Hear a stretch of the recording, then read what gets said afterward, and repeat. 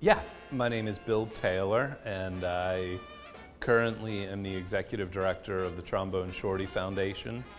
And I also work with Anders Osborne on his nonprofit, which is called Send Me a Friend, and I teach music business at Tulane University. Our mission is kind of twofold. The first part of it is to transform lives through the power of music, connecting kids with their passions and giving them opportunities to pursue them. Secondly, we also are about preserving the unique culture of the city through music, ensuring that it continues with future generations. So from my perspective, it's interesting because you hear oftentimes that although New Orleans has done an amazing job historically producing great musicians, that we have not been up to par with other music cities on the business side of music, like Nashville or Austin, of course LA or New York. So teaching at Tulane, it's really cool because I have students that come from all over the country, and they come here and they fall in love with New Orleans and they want to stay. And oftentimes they have a hard time making that work just because there's more opportunities other places. So that being said, the idea that we would have a world-class museum here, it makes sense because this is where jazz was born and continues to thrive. But if you look at it from more of a economic development perspective, I think it's critical. I mean, I would love to be able to point students from the Trombone Shorty Academy and students from Tulane here and show them that there's opportunities to do something on a really high level right here in our city. So I'm 100% on board with growing and expanding this resource for sure. I think about, for instance, you can go to Cleveland and go to the Rock and Roll Hall of Fame. And that's become a real destination, and it's a reason why people go to Cleveland, and it presents rock and roll music in a museum context in a really cool way. There's no reason that can't happen here in New Orleans with jazz. Look, tourism's a huge part of this economy. People come here from all over the world already, and they come here to experience food and music, and really the spirit of the city. So to me, it just makes sense to have part of that experience in New Orleans be a destination where they can learn about the history of the city's music. I see it almost as a no-brainer and something that would be embraced certainly by locals because we love our own culture, but from people all over the world that are coming here in droves consistently.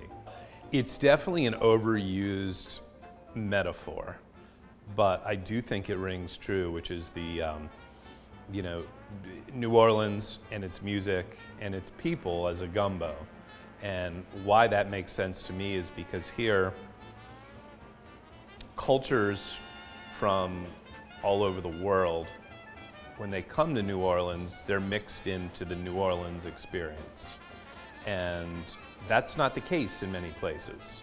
And its own unique culture has emerged and evolved here.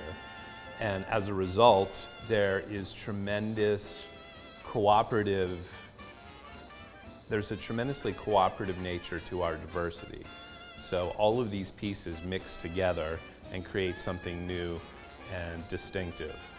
And that's really special, and it's why there's a uniqueness to our sound here in the city.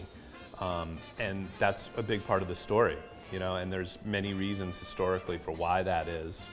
But, as we move forward, it continues to keep that quality of bringing people together with different backgrounds that allow all of us to participate in something unique. And I've found that one of the ways we operate with the Shorty Foundation is finding really good partners. And we've done that with the Jazz Museum, and it's one of the reasons why we work well together is because we both understand that when we combine forces, we can create something greater than we could on our own. So I think that way of operating is a really essential piece to growing, and growing in a quality way. Yeah, we're actually, we are about to launch a new music education program with the museum, working with the Aspen Institute out of Aspen, Colorado.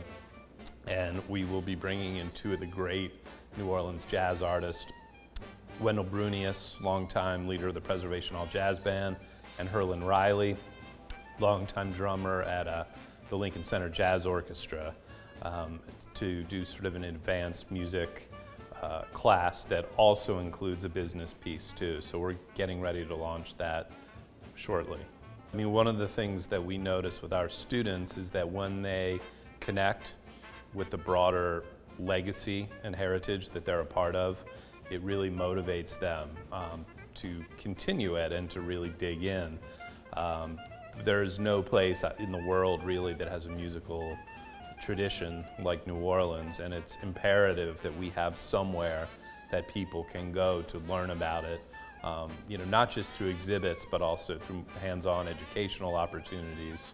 So it's critical, I believe, to the city's growth and the continuation of our culture.